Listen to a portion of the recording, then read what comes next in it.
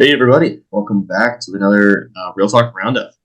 We are back today, and if you caught the last episode with a familiar face, joining us today is Alexandra Ellison, RP's newest journalist, and you can check out all of her story and what she's going to be doing for RP in the last episode, and we'll cover that a little bit later in this roundup. But thanks for jumping on with us, Alexandra. Appreciate it. Yeah, I'm excited to be here. Awesome. Okay, so we're going to do a classic roundup. We're going to roll through the latest 3 episodes plus the bonus episode and share our thoughts and opinions on some of that. And then, in honor of John Dykstra being away on holidays, he usually has an extra little segment. So we thought we'd touch on some recent movies in pop culture and give our analysis, the latest developments in cinema and film. So stay tuned for that later on in the episode. So going in order, first up, we have the episode that Ty did with the guys over at Faith to Film, Faith Inc. Christian Content in a Hostile World, episode 85. I really enjoyed listening to this one, but I think maybe I'll throw it over to you, Alexandra, for some of your thoughts and takeaway from this episode. Yeah, I really enjoy listening to this one, especially because I've been able to work with David and Kyle with doing some of the RPTV videos. So they have done a really great job at editing and creating the graphics. And I really enjoy being able to, film everything, have a script laid out, and then throw it off to them. And they do a really good job at, just doing the things well, the videography, the editing, the graphics. And one thing that really stood out to me was you see a lot of Christians working in media, and they always have like a good message. The gospel message is there, but sometimes that kind of background, that good creative skills are not all good website. They don't have good editing. They don't have good filming, but the message is there.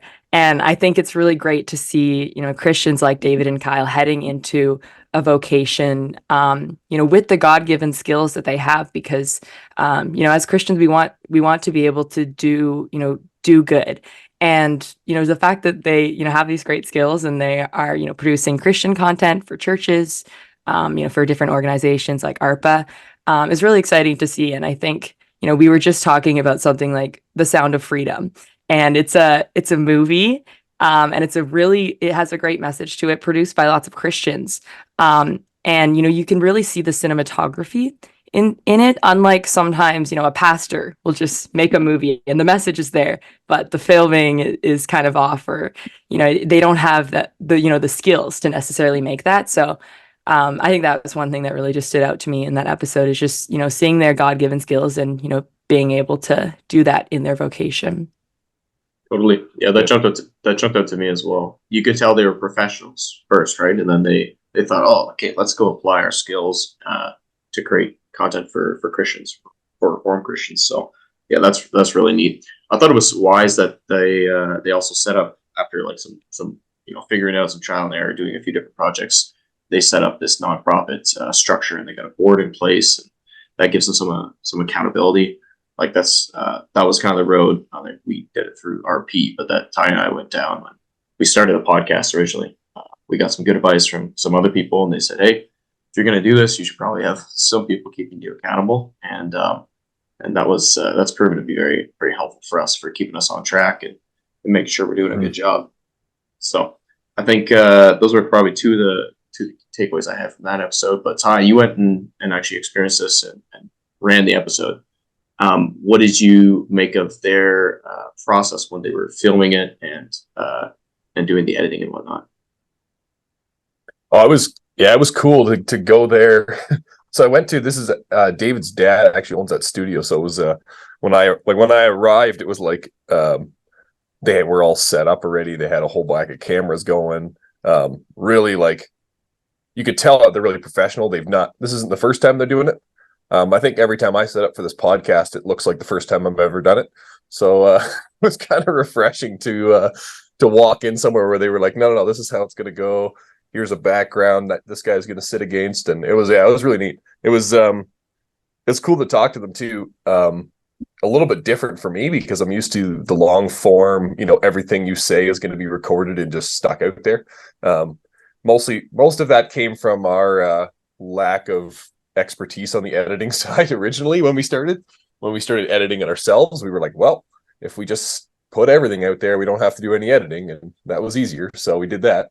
So yeah, being able to like, we would stop in the middle of the recording, which was interesting for a podcast. It was like, all right, so now let's switch this, or your audio is not quite 100%. Let's fix that. And you could just, the professionalism really comes through. So it was really neat. Yeah, what struck me from the episode, or from these guys, just talking to them and experiencing that, was I like how they've separated their professional.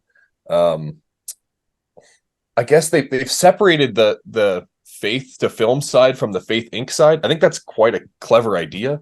I don't know that everyone would go there when doing that. They basically said, like, well, we want to create Christian content that's just content for the Christian world, but then also they have to find a way to make money and work for some of these organizations who need this content. And it's very much just like a contract basis, like what they're doing with RPTV.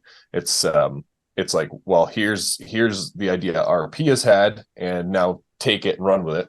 But then the Faith to Film side, they're doing a lot more like just creating reform content, talking to ministers, and going and doing kind of their own thing with the board that they have. I think separating the two is really wise. Like, they can develop their skills while, working under contract, and then they also just they have an outlet to like put out like faith-based content, which I think the world needs. So it's kind of neat. It's a good setup, and I think those guys are, they're going to do well, and they obviously are doing well. They're apparently very busy. So it's encourage anyone who's in that world to, reach out to them, or if they if there's people like them, they're probably a good resource to reach out to see how to do it. Mm-hmm, for sure. I'm excited for what they're going to produce with this whole Reformed Confessions project. Which could take literally decades, but working their way through the catechism and going forward from there. That's I think that'll be a helpful like video resource for many people across the world. Okay, sweet. Moving on to a quick little bonus episode we dropped. So this was when I was out west for some of our meetings for Reform Perspective. We do get together once a year annually and chat about all things RP. And so at the end of that, I did a quick little roundtable podcast with Mark Penninga, obviously our executive director. John Dykstra sat down as well, our editor, and then Marty Vendrell, who also sits on the board and contributes his writing and editing to RP. So with those three guys, we kind of did a quick little recap on what had happened over the last day and a half meetings, and kind of the year that was and the year to come. So it was pretty brief, probably about 20 minutes, but maybe I'll go to you, Ty, and then Alexander, you can weigh in as well.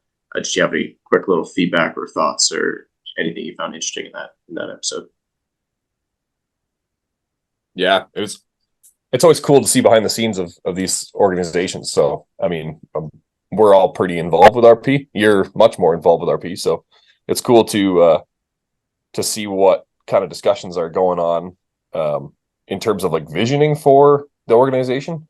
And yeah, it's cool to think about, how do these Christian organizations, RP, and I mean, there's a lot of other ones, how do they picture themselves, and where do they see themselves placing themselves in the world, basically.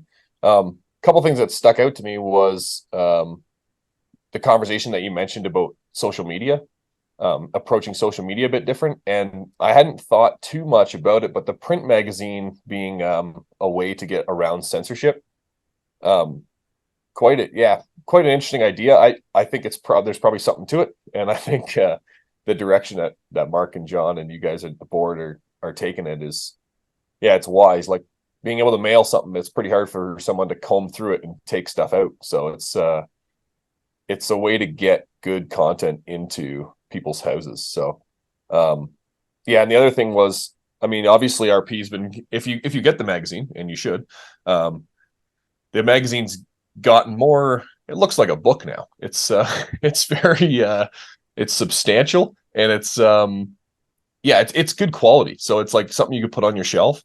And I think Marty mentioned that we're looking to make more like timeless content, something that you can put on your shelf. And it kind of got me thinking, and I'm kind of curious what you guys think. about the difference between, we probably get into this with Alexandra about journalism and stuff too, but the timelessness of content, something that you can always look back to in terms of like articles that you can say, oh yeah, like it's not just what was life like back then, but like how do we approach these issues? Having articles like that, I think there's a different value than even some of the podcasts we do or the RPTV things where you're like touching on a cultural moment, and you might go back to look at it out of interest, but it doesn't necessarily speak to the world in the way that some of this timeless content could. Yeah, maybe we can talk about it more in the journalism side of things, but that kind of struck me about that little bonus episode, that it's just like there is a bit of a disparity there, and I like the way RP's like focusing on this timeless Christian content. That's something that you can put on your shelf and then flip back to 10 years from now. It's What kind of neat. Yeah, what do you make of that point, Alexandra? Like in terms of kind of balancing covering the news of the day, doing some investigative work, but then also contributing to the magazine, which is trying to make some more evergreen content, stuff that we can come back to in 5 years, 10 years, and kind of get a handle on how we were thinking about the problems of the day. Yeah, no, I think that it's really important. I think, when I was going to journalism school, a lot of the time they're saying, digital is the way to go, online news, everything is, print is dead. Yet I think especially, talking to Mark and, listening to this episode and hearing, that there is kind of this want and need for people to have something that they can hold in their hands, something like, history, back in the day, we just had books, right? We didn't have online. And I think it can be very easy to, just go online, read articles, read, whatever's happening on social media. But something like a book, the content in it cannot be changed. And I think that can be that's something exciting and something good, is that, you could go back to an RP, magazine from 10 years ago. And with its, intent and its Christian perspective, you can go back and it can help you, how to reflect on an issue that's happening today. So, I really enjoy that aspect of it. And yeah, I'm excited to kind of be working in this new space, because it's like, it's old because it's something like print and a magazine, but then it's also kind of reintroducing it to a younger generation that has been so, common to, open up their phones on social media and just be scrolling instead of really sitting down and, taking time to reflect on writing, which is, something that is very important and much needed in today's culture. For sure, for sure. Yeah. It's kind of like a blending of the old school, new school sort of thing. Like we don't have to go away from digital, but there is a real value in the print. And yeah, I love the point about you can't edit it once it's out. Like it's just finalized. Nobody can go back and recensor it or anything. So I think that's pretty cool. Ty, do you want to jump in there, or do you want to move to the next episode? Yeah, I think that point's really good, that you can't change it. I mean, it's not something that we think about now, but I've been seeing some things where people have been, well, I mean, who knows how conspiracy theory it is, but that's pretty much what our entire world we live in now is. And people seem to be able to easily edit things that used to exist, especially online. It's very easy to get rid of things, or to just like tweak the way someone worded something. Holding something in your hand is just different. It's just it seems safer for some reason. So yeah, it's pretty cool to see RP going that way. Right on. Okay, cool. Well, how about we jump to the next episode? And these two all kind of tie together in a certain way. So episode 86 was I interviewed Levi Minderhout and John Sekema from ARPA Canada. And we were talking all about their fall tour. So this one kind of came out right after their fall tour. So for anybody who wasn't able to see them when they came across Canada, they could check out this podcast and get the message in a bit of a longer form, a bit of a conversational style. So Alexandra, obviously you're still in the midst of that internship with ARPA. What did you make of this episode? Did it? I guess you'd be fairly familiar with some of this content, and I know you've interviewed John before for sure. But what were some of your key takeaways from this episode, from what Levi and John were discussing with transgender and whatnot? Yeah, so I found, the episode very interesting. I mean, transgenderism is a, huge topic, I think, that we've seen across Canada, across, North America. And it's very saddening to hear kind of, some of the statistics that John and Levi were talking about. And I think it's so important that, this past year that ARPA has really been, putting this focus on, kids, kids, let kids be kids, and just really, putting forth, that we are, children are made in the image of God, male and female. I think the point that stood out to me in the podcast was when John was, talking about, yeah, I think you had mentioned something about one of the statistics. Sometimes they say that we are, mutilating people that are going to become, gay children rather than, it's kind of hard to describe, but I think that, people will be, identify as transgender and then slowly later, identify as, gay or, bisexual. But it's important for us as Christians to not maybe play into those statistics and to tie people's, sexuality, although that is, a real thing and something that, people do feel. It's important for us to maybe, always have a Christian worldview, and not, tie their sexuality to who they are. So I really like that point that John had made in the episode. Yep, that's fair. That's a stat that gets quoted, I think, a lot by people who might be like, or conservative or right wing, but not necessarily Christian. And I think, it's. I probably cited it without thinking about that, the lens that is inherent in that stat. So that's a good point. Ty, your thoughts on this episode? Yeah, well, yeah. One quick thing was that I didn't realize how much of a provincial issue it was, because it does land this whole transgender thing and the quote unquote gender affirming care and all this stuff. Actually, like, you hear the federal government talk about it a lot. I mean, I guess that's because it, like, ideologically it lands where they do. But the actual care of it lands with the province because it's a healthcare matter. And I hadn't really thought about that. I thought about fighting this as a cultural battle in our country, but really, like, which is probably why it's less prevalent maybe in Alberta than it might be in downtown Toronto. But it's the actual policy and the implication on the ground, I guess, kind of lands at the province level, which is kind of interesting. So yeah, it's encouraging people to reach out to their provincial legislatures is probably more effective on this issue than trying to fight Trudeau on it, which is kind of interesting. Not what you usually hear in the media. So, and the other thing that kind of hit me was, the acknowledgement. Like, so you guys walk through the whole transgender thing, and it's good to understand, especially for people who don't think about this too much. Being in the culture, it's trying to do a podcast and stuff, you probably think about it more than you need to. But acknowledging that, I think it was Levi maybe who acknowledged that, like, a sin is sin, and this, transgenderism, like, while it's like a gross sin that, or like a very public sin in that sense, that's like,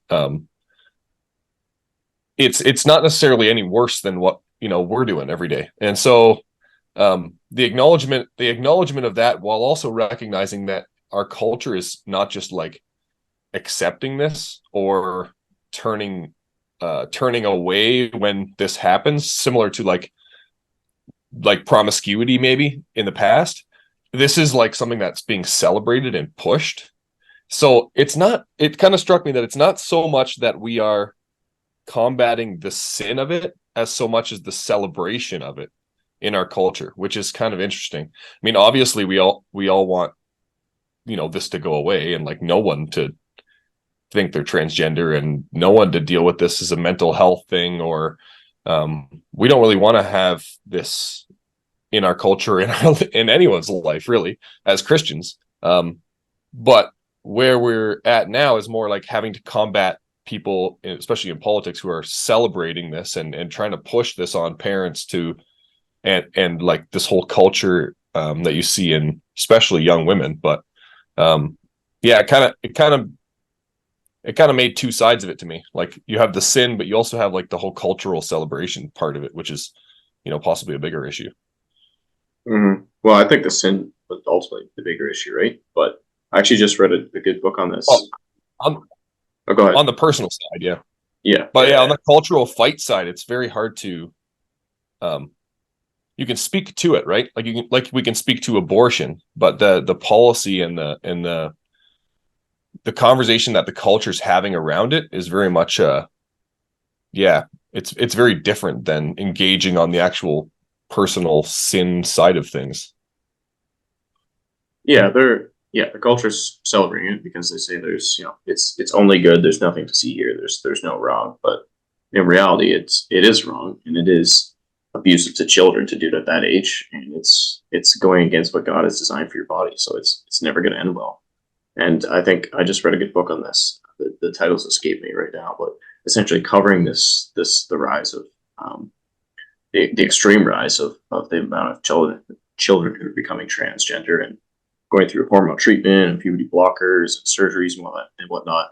And the reality that we are beginning to face already now and will continue to face as a church in the coming years, which is that there's going to be a lot of kids, probably now like in their 20s, even 30s, whatever, who detransition and go back against their original decision, but are still left facing the consequences and are looking around for answers. And a lot of these people, hopefully, by the grace of God, will turn for these answers to the Bible, to church, to Christ, and they'll be coming to our churches, and we're gonna have to know, yeah, how to deal with that, because that's like in some ways a bit of a unique challenge. Although in this book, he makes the case that this isn't anything new. Like we have seen this throughout history before, just had different forms and different names. But there are gods and times throughout history where the nations would, yeah, gender bend for lack of a better term, and try to we see this in like the decline of society. I think the Romans were guilty of this too, where the distinctions and differences between men and women were blurred, so that there was confusion, and yeah, it did not end well for sure. But anyways, the long story short, I think we're going to have to deal with this in our churches, and it's something for us to think about, and it will likely be topic of an upcoming Real Talk episode. So just to whet your appetite a little bit for what is a tough topic, but I think one is that we have to tackle as Christians and be prepared for how we can serve these people and show them the love of Christ and His church. Anyways, that was a lot of talking by me. I figured let's move over to episode 87. This was the one when Alexandra and I sat down and talked about her story, and she shared the amazing fact that she was a YouTube star as a younger person, and had all these cool videos of American Dolls and whatnot. So I thought that was a pretty cool story, and yeah, that just shared your love for making stories and sharing stories. But I guess we'll go to you, Ty, since you're the only one on this episode who didn't participate in that episode, for some of your thoughts on that. Yeah, it was. I mean, whatever, Alexander, it was great to get to know you on there. Like, I mean, yeah, that story. You basically like got into YouTube, which was pretty cool back in when YouTube was more useful, I guess. That's a cool story. Like interesting content. I don't know if like how many people would be making stuff like that. And then it's kind of a shame, but kind of I mean providential that you're here and that YouTube basically couldn't pay you to do it, which is I didn't know you couldn't make money making kids content like that. So that's kind of unfortunate, but yeah, it's good to hear about your all the internships you've done. That was just been like a lot. I'm curious about your time at the CBC though. It was you guys touched on it.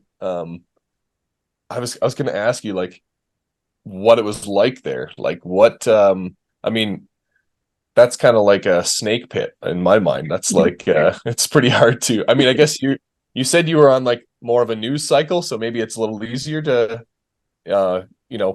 dodge some of the real issues. But what was that like? Like was that like who were you working for, working with, and like what were you doing? Yeah, so it was a breaking news show. It's called World Report. So it's like a 10-minute news show that goes on the hour starting from I think it's 5 a.m. to 11 a.m. So I was up at like 2:30, going there, getting to work at 3 a.m. So the breaking news kind of aspect of it, getting into the office and really, getting to find out what's happening to the day, like that was, the most exciting part, kind of the main reason why I wanted to do it, to gain all these valuable skills at, having to write copy, just that quickly. Like it is a bit of a like a stressful environment in that sense. But because the stories are, so short, it's like you're writing 2 lines for the anchor to read.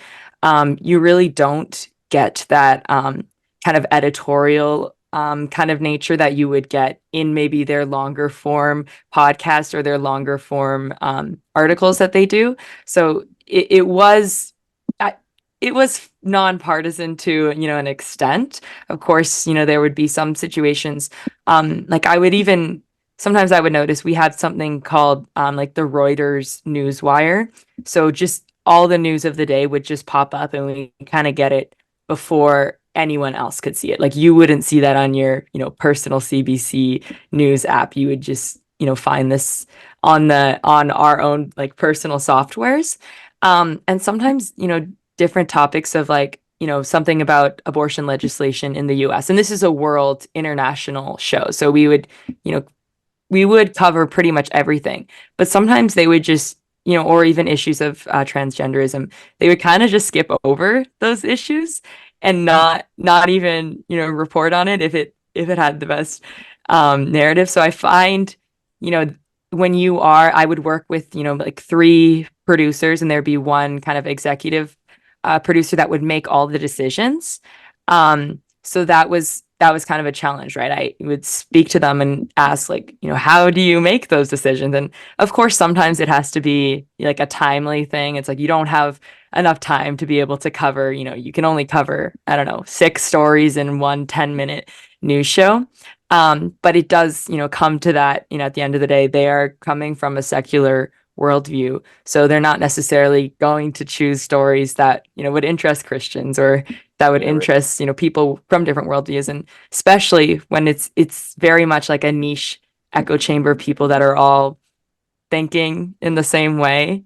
Right. Yeah. Which And like, which I guess you're yeah. feeding to your listenership, which is like more on the liberal side too. Yes, definitely. Yeah. Who's up at 5 in the morning listening to this? Yeah. I guess that's why CBC needs to be funded. That's Yeah. why. And they didn't, I think it was like this year, they said because of lack of funding, they couldn't do the New Year's Eve special, which I saw didn't that. really make sense to me. Oh, really? Well, they Yeah, did pull funding. Didn't the government pull funding they from? did. And like, yeah, I think a few hundred jobs were, yeah, some people were gone. That's amazing. Yeah. So they had interns doing that work, eh? Like Yes. writing up. That's interesting. Yeah, so I think each kind of semester, so they do like a summer semester, fall semester, spring semester, and they bring on, at least I was in the Toronto offices, there's about 15 people, and they spread them across all the different news sectors. So, I mean, you could kind of choose what you wanted to do. So I specifically wanted to do like the breaking news kind of platforms, but then I spoke to other interns who did the different, maybe more editorial. There's a CBC Kids show, which is like really, they brought on a drag queen and they asked yeah, they asked kids ask questions to a drag queen. So I was grateful for the opportunity to work for a more normal show. Yeah. No kidding. Wow. Yeah, that's pretty cool. You might get canceled one day for working for Yeah. CBC. But we'll see. Possibly I'll have to like put a disclaimer on every resume that I Yeah. Works I'll link against you. the RP magazine article I wrote to Yeah, there it. you go. There you go. Yeah. Yes. That was a good This- article too. People should go check that out. Yeah, for sure. Yeah, this is the context. Cool. All right. Well, that kind of wraps up our coverage of the last 4 episodes, I guess, include the bonus. You guys wanted to discuss some movies. Alexandra, you loved Barbie. This is what I heard before the show. You love Barbie. It's Oh fantastic. yes, definitely. What was it like? Oh yeah, so I mean the Barbie movie was like the biggest grossing movie in 2023. And it came out in the summer, but I didn't, I was working at the CBC, so I had no time to watch that. But I watched it this past week with my family. Just what I knew that it wasn't going to be good, but I wanted to watch it just because, I had lots of friends or, lots of people I went to university with just really resonating with the story. And my younger sister and older sister both watched the movie in theaters, and they had told me that there were young girls that were crying in the theater when they saw it. But I watched it, and it was a very, very like feminist kind of oriented film. Um, the way that it works is that the Barbies kind of, women run the Barbie land, and then Ken is just put off to the side. But I think the one thing that stood out to me the most was that Barbie ends up meeting her creator. And she meets her creator, but then there's no sense of hope. It's not like, they could have maybe given a gospel message where you can meet your creator and you can find your purpose. Yet the narrative kind of switched to, you meet your creator, and then, she gave this speech to Ken about how, you are not confined to, your objective reality, to your body. Like, you create your own reality. And that was, just really sad to kind of hear. There's a song that it plays in the film. It's called like "What Was I Made For?" And it's like, well, I know exactly, what you were made for. Yet they don't allude to that, which is really sad, especially because it was just so big within our culture. And I'm not sure if you guys were able to watch it at all or, hear anything about the film, but. Do you think it resonated with people, especially like younger women, because it was at least addressing a need or a problem that they identify, or a need that they feel, even if it didn't provide like a solution? People were just happy. It was like it kind of touched on an existential crisis in a way, of like, what am I doing here? Yeah, no, I think that is good to point out that, yeah, people can relate to it because they don't have that hope, and they want to kind of cling on to some sort of identity. So, whether that is, like going to social media or this past week, with that, if you're gonna watch the Barbie movie, I read this book, and it's called You're Not Enough and That's Okay, by Ali Beth Stuckey. And it's, kind of her Christian testimony. And it's all about, escaping this toxic culture of self-love. So she kind of speaks about women are kind of influenced with these different messages about, you just have to love yourself. You can find yourself within yourself. And she talks about these kind of lies about how you're perfect the way you are. And then that, was a message that, we clearly saw in the Barbie movie. But I think, just being able to read this book and seeing that, no, you really can be content. You really can find your identity in Christ. So if you're gonna watch the Barbie movie, read that book with it as well, because I think that it's really important. That's a good book. I did read it a few years ago, even though I'm not a young woman. I don't know why. I just followed Ali Stuckey, and I thought, hey, I'll read this book. It looks good. I gave it to my wife eventually. She read it. She liked it too. So I would highly recommend it. It's you gave a great summary. I don't need to say anything. Ty, I'm guessing you didn't see Barbie, but I think you said you saw you saw Top Gun the other day. You were talking about that. Yep. Yeah. So yeah, I know I didn't get to watch Barbie. Well, I'm not probably would never do it, but I don't watch a lot of movies. But I saw some of the like Daily Wire's coverage of it, and like that whole weekend, I think it was Oppenheimer or something came out that weekend. It was a big movie weekend or whatever. Mm-hmm. But yeah, similar to what Alexander was saying, like just not a lot of hope in there. But yeah, the things that so I actually got a chance to watch Sound of Freedom, and that was yeah, I mean we touched on that in a previous roundup with John, and that was yeah, it's quite an eye-opening movie. It's something that like I think it's a good movie to watch, just to keep yourself informed on how crazy sinful the world can be. Not a lot of action that can be taken out of that movie. Like it's something that like is you hope that other people fix, because it's hard to get yourself into I'm gonna fight child trafficking mindset. It's but yeah, definitely leaves you in, a bit of despair. So that was a good New Year's Eve movie for my wife and I. Ringing in the new year.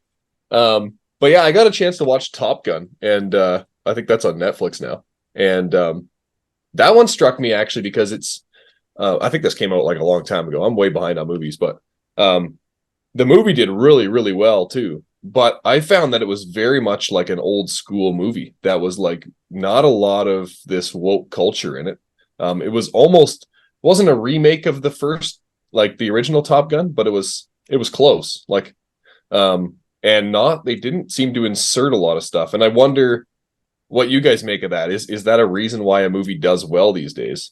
I mean, it didn't have the existential crisis in it, but it's still like it's just the typical, hero myth, right? And like that's what Disney used to be, and now it's not.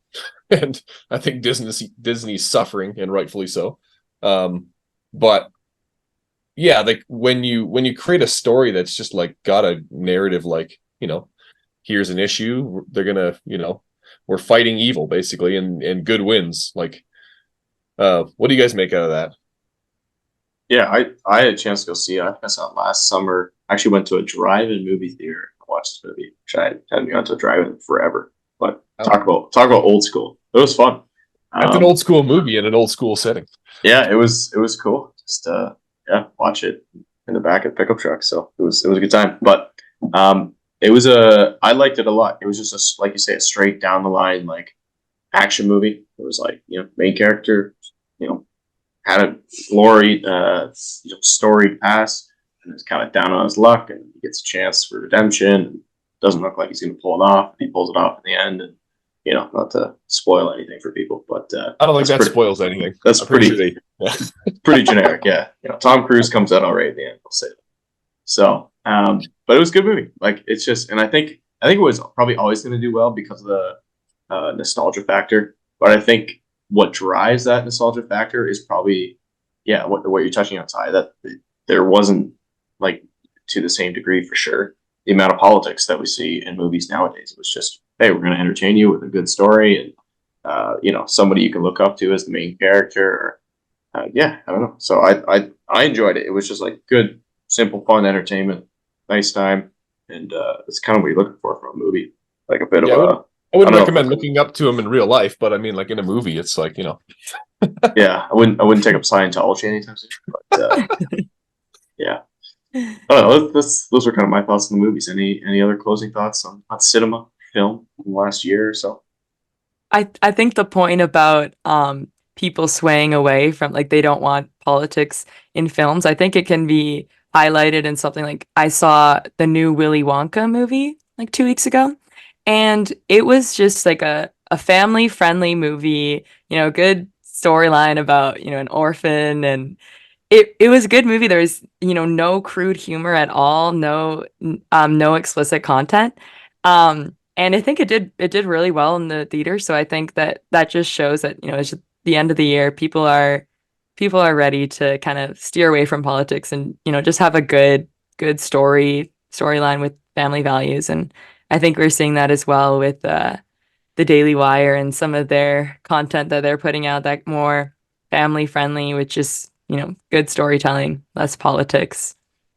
Mm-hmm. Yeah, I hope that doesn't get left up to the right wing. Like, I hope that doesn't, like, I hope Hollywood really, I mean, I don't have a lot of hope, but I hope, I don't think they're going to snap out of it, but I mean, I really hope that they, realize that this is just like that whole woke thing. Like, people just want a good, you go to the movies to see, some of those, like Jordan Peterson would talk about that stuff, right? Like, just you're going to see a hero myth, or you're going to see a good, like, a story told that resonates with your life or whatever, right? Not get all this stuff pushed down your throat. So hopefully they snap out of it and, realize that they can actually make more money if they just make normal movies.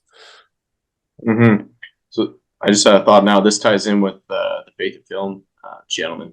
But like you said about the right wing tie, like, it has to be people who are actually good at making movies who start to make these movies again. And there are people who are, conservative right wing who make good movies. but there's also a lot of people who are politically left wing who make great movies too. And like I watched the actually I didn't finish it because it kind of sucked. The Lady Ballers film from Daily Wire, and I was Yeah. like, this is like I don't know, it's like a crappy Adam Sandler, and I like Adam Sandler movies. They're funny. There's just like stupid like 12-year-old humor, and it's just good for a laugh. But yeah, I thought the Lady Ballers was kind of lacking on the professionalism and acting side of things. But the thing is, you watch that because it came from Daily Wire, right? Like that's the only, and that's why I think if you put that into a theater as if it came from Hollywood, it would fall flat so hard. Like it just doesn't. It's not a good movie. It's just funny because it's like Daily Wire, like, and like especially if you follow Daily Wire, because a lot of the references in there are like stuff that they harp on, like Dylan Mulvaney, and like they literally have a character that is him. Like it's ridiculous. Yeah, it's like, yeah, I don't know. This is why I think like it's really hard to create content that that resonates, like apart from your politics or apart from like who you are as a right wing media source, right? Yep. Yeah. But I mean, yeah, in terms of like Daily Wire putting out kids content and stuff, I agree that with Alexandra, it's like that's going to be valuable for parents. My kids watch a lot of stuff that probably when I watched when I was a kid, it was old. So it's yeah. The other thing that dawned on me actually with kids content is the speed at which stuff happens in kids shows nowadays. If you watch some modern kids shows, they're very like action packed. They literally get your kids like wired. If you watch something like Paw Patrol, the way that the screen, like the graphics work and stuff, is so fast paced. If you go back to something old like Franklin the Turtle or something, the speed of that story is like so slow. Like it's terrible to watch. Like turtle slow. But yeah. Your kids enjoy it. They listen to it for the story, right? And they don't mind if the turtle sits and eats for 30 seconds. Like they're cool with that. It's interesting to watch. It's something that like you're like used to flicking through shorts and Instagram, and it's like the opposite of that. It's slow like storytelling. I think that's better for children, honestly.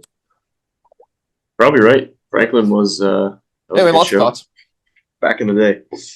Okay, cool. Well, I think we'll call it there. That's been that was a fun little segment on film and whatnot. Maybe we'll do that again in a few months. So thanks for your time, guys. Appreciate it. Thanks for listening, everybody. And stay tuned for more Real Talk coming your way soon. So until then, keep having Real Talk. Hey everybody, thanks for listening. We hope you enjoyed this episode. Just a quick shout out to our sponsor for this episode, Redeemer University. You could check them out at redeemer.ca. Thanks to them for making this episode possible.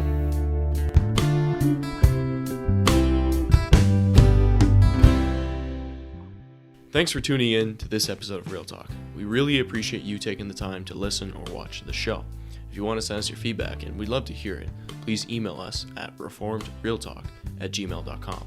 If you want to find us online or social media, we got a lot of great content there. Just search Reformed Real Talk and we should come right up. This show is created and produced by myself, Lucas Holtfluer, and Tyler Vanderwood, and our wonderful podcast manager who does all the editing is Mariah Tamiga. So we're really thankful for her contribution to the show as well. That's all for now, folks. Thanks for watching or listening, and we'll catch you next time. Bye-bye.